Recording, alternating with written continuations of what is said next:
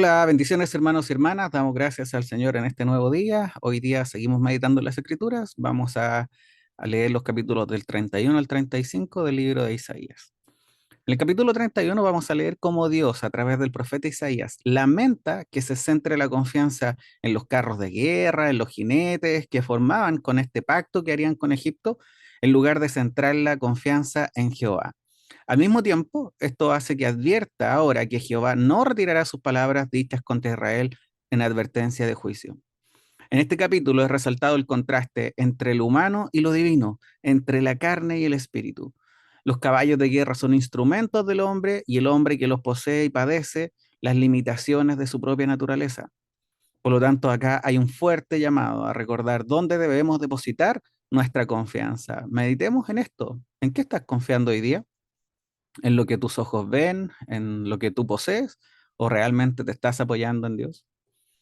En el versículo 6 y 7 dice, volved a aquel de quien tan profundamente os habéis apartado, oh hijos de Israel, porque en aquel día cada uno repudiará sus ídolos de plata y sus ídolos de oro que os han hecho vuestras manos pecadoras. Esto nos muestra el verdadero problema del pueblo de Israel, el cual es que estos se apartaron de Dios tan profundamente que terminaron reemplazando al Dios verdadero por ídolos hechos con sus manos de plata y de oro.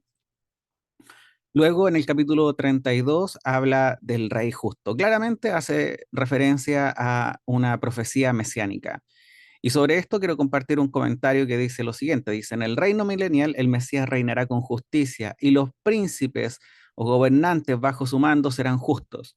De hecho, cada persona que entra al milenio será salva. Cada uno protegerá a los demás como un escondedero contra el viento y renovará a otros como arroyos de aguas en tierras de sequedad y como en peñasco que produce sombra en el calor del verano. En la época del reino, el pueblo oirá y verá las cosas espirituales claramente en contraste con la insensibilidad espiritual de Judá. El pueblo entenderá la palabra de Dios y hablará la verdad con claridad. Los necios y los canallas ya no serán respetados. Como en el libro de Proverbios, el necio o el insensato es una persona que no solo comete iniquidad, sino que enseña falsedad y es indiferente a las necesidades ajenas. En contraste con los canallas que impíamente urden planes para abusar del pobre o del menesteroso, el generoso planea hacer el bien a otros. Debido a que es justo, permanecerá y vivirá.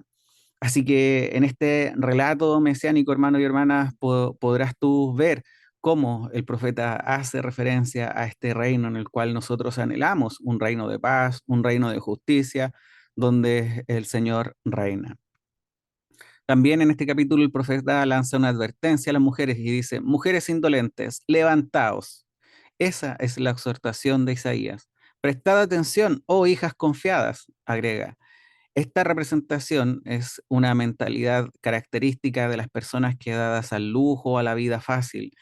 De aquí a algo más de un año, dice el profeta, comenzarán vuestras vicisitudes, porque la vendimia faltará y la cosecha no vendrá. Así les advierte el profeta. Por lo tanto, este relato puede haber estado escrito poco antes de la invasión de Jerusalén.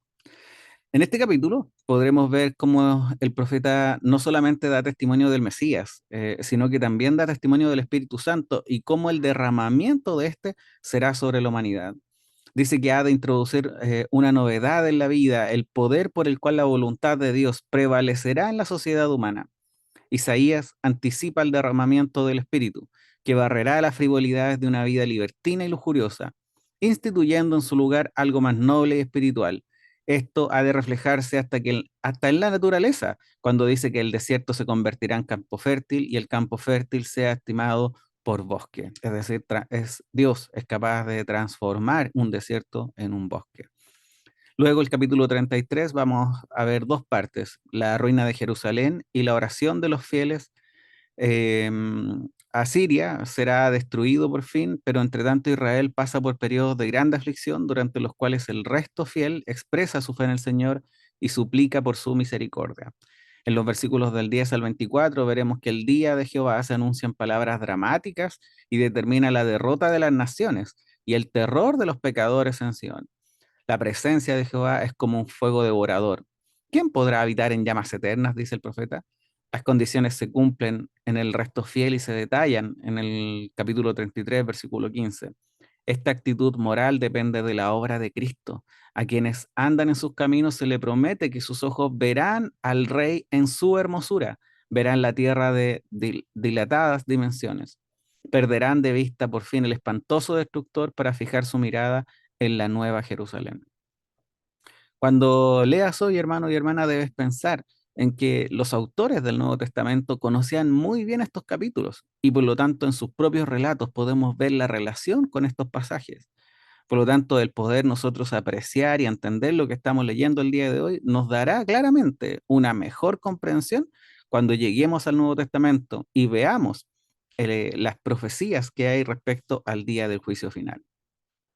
Hoy día también en el capítulo 34 vamos a ver impresionantes juicios que tienen tremendas similitudes con lo que nosotros podemos leer de la boca de nuestro Señor Jesucristo que está relatado en Mateo 24 o también en Apocalipsis, lo que nos hace pensar que lo que está hablando el profeta es sobre los días del juicio final y que también hacen referencia al reino milenial. Pareciera describir lo que ocurrirá con los impíos en contraste con lo que leeremos en el capítulo 35, donde hace una especie de cierre de esta sección, en el cual anuncia las glorias del reino de Cristo.